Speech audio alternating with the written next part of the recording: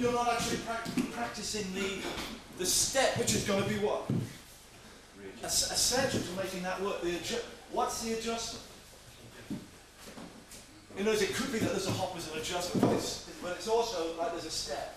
If you just do it as a rebound, you're just doing it as you're doing like a right step up aerobics. You've got to see that footwork as an adjustment. You're either too close or you're with the wrong angle, or you're simply making the adjustment time up. And now off that adjustment time, you have to fit in the knee. Okay. Does it make sense? Yeah. This is why I went like this down the street. Not because I went down the street to do that. So I didn't bump into Ben. That's why I did the adjustment. Not to walk down the street like that. Try it.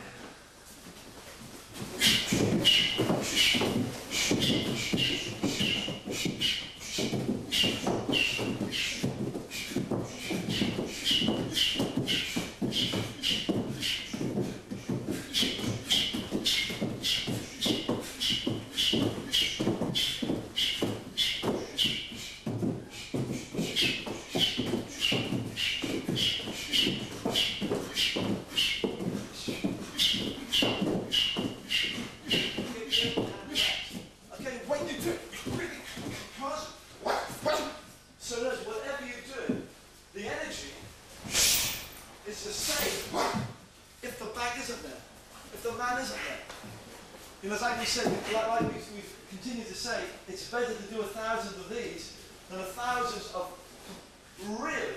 I'm not saying what most people do. They do this. It wouldn't even dent the hairs on their legs, let alone give them a bruise or condition the leg to a violent blood. So if somebody said I did 1,000 this, I thought, oh, come on now, you did 1,000. Yeah. You understand? If you're going to do 1,000 hard shots, at the end of it, you're going to be hurt. Right. There's no two ways about it. Any training is pain. That's the game in a sense. The pleasure comes after. So like I was saying, I enjoy it. I'm relieved to have got through it. Not you see, guys, I enjoy my training. You think, no, you don't enjoy your training. You enjoy the fact that you've actually made it through it. That's the accomplishment, if there's any. Right. And that raise you raise your testosterone levels, endorphins, whatever it is, purely from the sense of I set myself another plateau and I got there.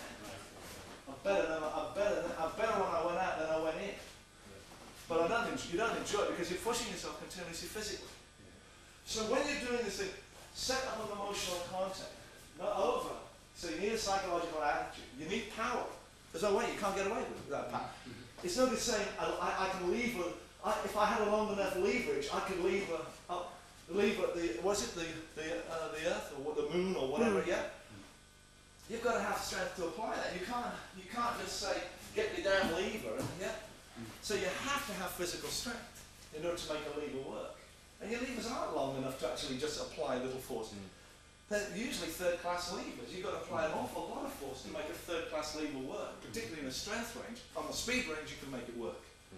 But the idea is that whatever you do, whatever I did here, it's the same as what I did there. And all it is like those old horses when they used to train them for battle, they charge them against straw dummies. Do you understand? They go through it, now they see a man, they go through it. So this way you learn to visualize through your target. So when your target does get in your way, provided it isn't a brick wall, and realistically it never is going to be, you're going to be stupid enough if you're going to, yeah? Do you understand? It's just the right muscle density of a man, if you like, minus his bone. So that you're actually learning to do 1,000 shots in your mind with some reinforced body movement, rather than go on the back and do 1,000 shots. So every shot you're doing is a quality shot because you've rehearsed the body action that goes behind the shot. And you haven't got hurt and start to hold back the body action. You train the body action off the back. That's the idea of doing some shadow boxing. Make sense? Yeah. So when you do this, really start to feel the body motion. What are the hands doing? What's the head doing? What's the breath doing? And it's the combination of all those three, of having this mental attitude, having this power, this physical power, having the skill, the dynamics, how do I use the biomechanics, and how I condition it, both to the target, and to the environment I'm fighting in, and to the guy I'm fighting, and for the duration I'm going to do it. Have I got any mental, physical toughness? So I need those four qualities, don't I? Attitude. I've got to set my mind like there's somebody there. I've got to sense my enemy. If I can't sense my enemy, then what am I doing here? I'm only kind of carrying out a skill. If I haven't got this explosive power, strength, lots of work in a little time, then I'm not fitting the work into the specified time of the opportunity. It's not specialized enough. If it's going to take me, I can do a deadlift, it takes too long. If he's going to wait around long enough to do a deadlift for me, okay, I can exhibit that strength, but it's not power. Power is you're taking a fraction of a second to get this thing hoisted off the ground. Does it make sense? Yeah. So you need power. You need the skills to carry out, and the skills are those ones which are recognizable. They're not something way out. They're those things which you've started to analyze and see keep reoccurring. Certain throws, certain strikes, certain strangles, certain locks, certain whatever. Certain escapes, certain spawning techniques. Those are your skills. Does it make sense?